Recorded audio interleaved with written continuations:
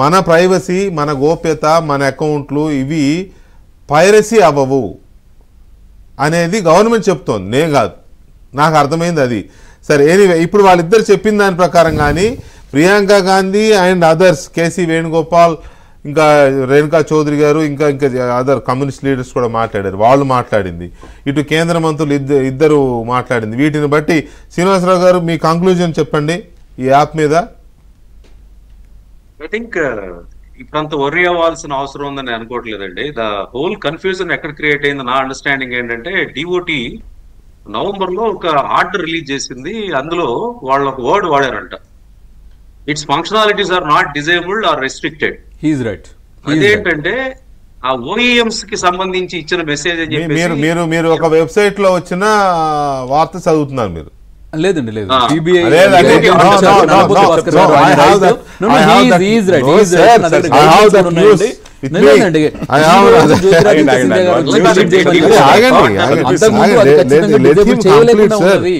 Let him complete sir please. Srinivas గారు, భాస్కర్ గారు, మీరు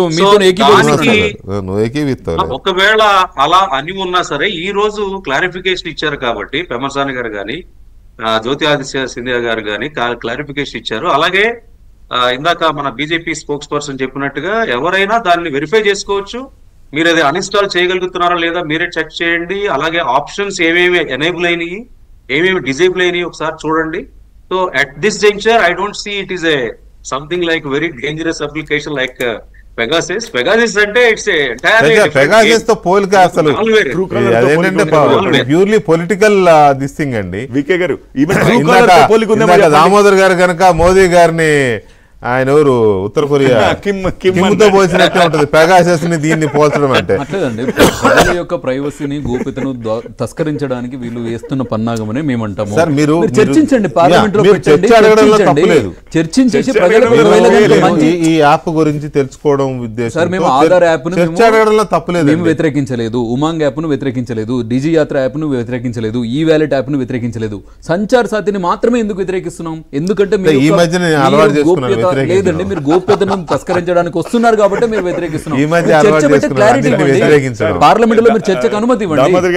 ప్రజలు యాక్సెప్ట్ చేయని దాన్ని ప్రతిదాన్ని వ్యతిరేకించడం పెట్టుకున్నారు. ఈ మధ్యనే ప్రజల కోసం పనిచేస్తున్నాం కాబట్టి వాళ్ళ యొక్క అవసరాలు మాకు తెలుసు కాబట్టి, వాళ్ళ అవసరాలు మాకు తెలుసు కాబట్టి పోరాటం చేస్తున్నాం కాబట్టి మేము. శ్రీధర్ గారు, ఇప్పుడు ఈ అక్కడ అపోజిషన్ లీడర్స్ కానీ ఇటువైపు సెంట్రల్ మినిస్టర్స్ కానీ చెప్పిన దాని మీద కానీ ఓవరాల్గా, లేదా మన డిబేట్లో వచ్చిన కొన్ని సందేహాలు, వీటిని బేరీజ్